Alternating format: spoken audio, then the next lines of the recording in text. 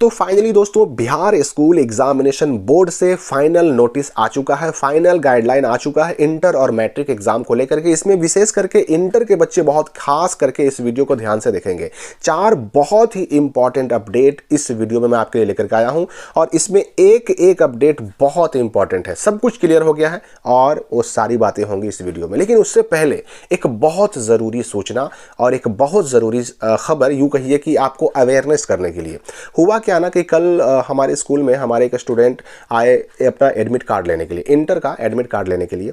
उन्होंने बातों बातों में कुछ ऐसा कहा कि जिसकी वजह से मुझे लगा कि भाई अब ये बात तो मुझे पूरे बिहार के सभी इंटर के स्टूडेंट को बताना पड़ेगा, क्योंकि मुझे ऐसा लग रहा है कहीं ना कहीं कुछ बच्चे ऐसे हो सकते हैं कि जिन्होंने ये गलती अपने एडमिट कार्ड में की हो और इस एक गलती की वजह से बहुत सारे बच्चों का 1-2 सब्जेक्ट का एग्ज़ाम छूट सकता है, उनका साल बर्बाद हो सकता है। देखिए हुआ क्या, एक स्टूडेंट हमारे स्कूल के आए, उन्होंने एडमिट कार्ड मांगा अपना इंटर वाला, मैंने उसे दिया।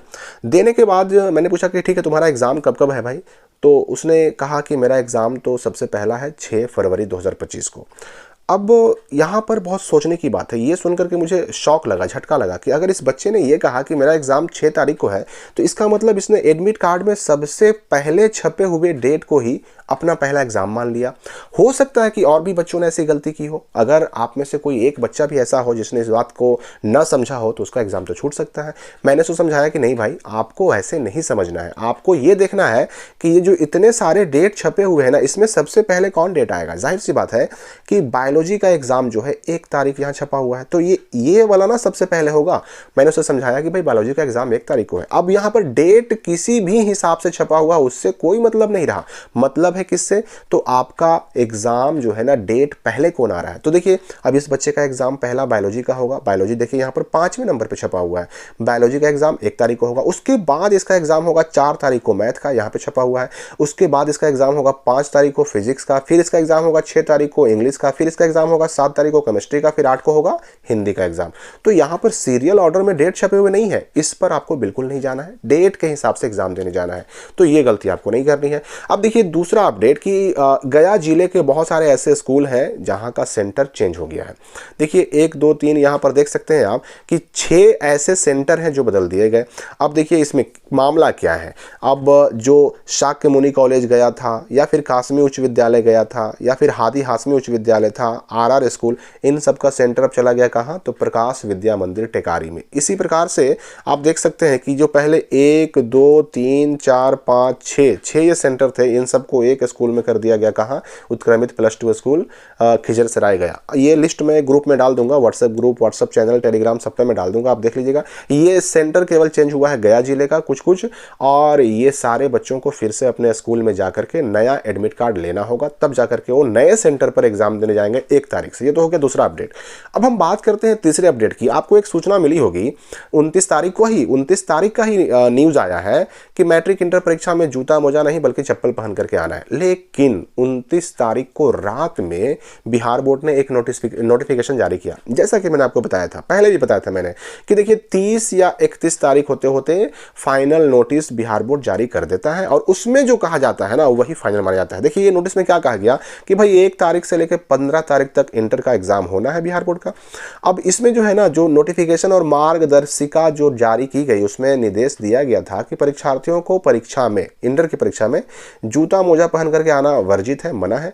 और अगर जूता मोजा पहनकर कोई बच्चा आता है तो उसको सेंटर पर, परीक्षा भवन में, एग्जामिनेशन हॉल में प्रवेश की अनुमति नहीं मिलेगी। लेकिन वर्तमान में मौसम की स्थिति को देखते हुए छात्र हित में इंटर वार्षिक परीक्षा 2025 के दिनांक 1 फरवरी से 5 फरवरी के बीच आयोजित होने वाली परीक्षा में परीक्षार्थियों को जूता मोजा पहन करके परीक्षा भवन में, एग्जामिनेशन हॉल में प्रवेश करने की अनुमति दी जाती है। अब दिनांक 5 फरवरी 2025 के पश्चात इस संबंध में पुनः समीक्षा की जाएगी, यानी मौसम का जो उस वक्त का सिचुएशन रहेगा वो देखा जाएगा और आवश्यकता अनुसार उस वक्त फैसला लिया जाएगा। एक बात साफ हो गई कि जो जूता मोजा अलाउ नहीं था, अलाउ किया गया, लेकिन शर्त के साथ। शर्त क्या है कि 1 तारीख से लेकर के 5 फरवरी तक का जो भी आपका एग्जाम है, जैसे एक एग्जाम आपको 1 तारीख का होगा, फिर 4 का होगा, फिर 5 का होगा, 3 दिन के एग्जाम के लिए जूता मोजा अलाउ किया गया। लेकिन 5 तारीख को फिर से एक नोटिस आएगा कि भाई ये जूता मोजा को अलाउ करने का जो नियम है आगे जारी रहेगा या फिर इस पर रोक लग जाएगी। तो ये फैसला अब होगा 5 तारीख को, लेकिन 5 तारीख तक के एग्जाम के लिए आप जूता मोजा पहन करके इंटर का एग्जाम देने जा सकते हैं।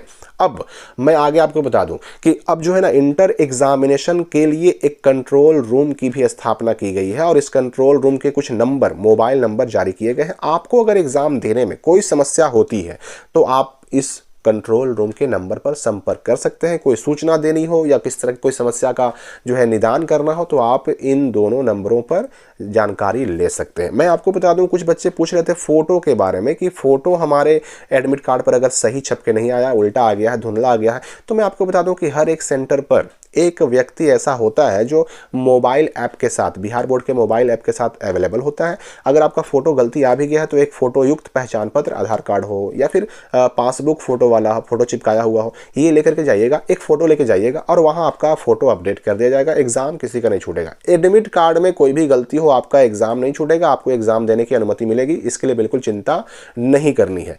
तो जूता मोजा फाइनली अलाउ हुआ है, लेकिन कब तक? तो 5 तारीख तक, और 5 तारीख को फिर से नोटिस आएगा। उस नोटिस में कहा जाएगा कि भाई क्या करना है आगे, जूता पहन के फिर आना है या फिर इस पे रोक लग जाएगी।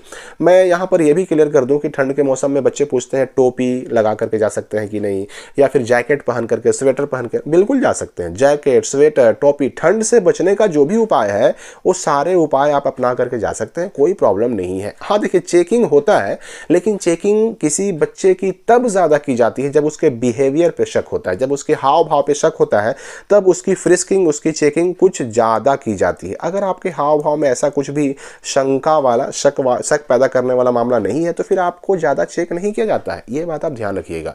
तो सेंटर पर एंट्री के समय आप अगर स्वेटर पहने हुए हैं, जैकेट पहने हुए हैं, टोपी पहने हुए हैं, कोई प्रॉब्लम नहीं, आपको एंट्री मिलेगी। मैं यहाँ पर यह भी बता दूँ, बच्चे पूछते हैं कि पानी का बोतल लेके जा सकते हैं कि नहीं, या फिर जो ट्रांसपेरेंट पाउच है, देखिए ये सब बिल्कुल अलाउ नहीं होता है। सेंटर का गाइडलाइन है कि भाई पानी की व्यवस्था, पीने के पानी की व्यवस्था सेंटर के CS को खुद से करनी है। एक व्यक्ति को वहां पर पानी पिलाने के लिए रखा जाता है। घड़ी की व्यवस्था आपके रूम के अंदर रहती है। घड़ी कोई भी पहन के नहीं जाना है, चाहे कांटा वाला हो यानी एनालॉग क्लॉक, चाहे वो सुई वाला हो, चाहे वो आपका डिजिटल क्लॉक हो, कोई घड़ी पहन के नहीं जाना है, अलाउ नहीं। अगर सेंटर अलाउ कर देता है तब अलग बात है, सेंटर पर भी डिपेंड करता है। लेकिन सेंटर को भाई ये कह दिया गया कि ना घड़ी अलाउ है, ना पानी अलाउ है, ना पाउच अलाउ है। इंस्ट्रूमेंट बॉक्स के बारे में बच्चे पूछते हैं, तो इंस्ट्रूमेंट का बॉक्स अलाउ नहीं होता, उसके अंदर के इंस्ट्रूमेंट अलाउ होते हैं। उसके अंदर के जो इंस्ट्रूमेंट है, स्केल वगैरह, वो सारी चीजें लेके जा सकते हैं। बॉक्स अलाउ नहीं होता है। लेकिन काफ़ी सारी बातें सेंटर पर भी डिपेंड करती हैं, तो आपको वहां पर भी पूछना होगा कि भाई हो सकता है कि एक सेंटर पर कोई चीज़ अलाउ हो तो बगल वाले पे अलाउ ना भी हो सकता है। इन सारी बातों का ध्यान रखें। हम मिलेंगे अगली वीडियो में नए अपडेट के साथ।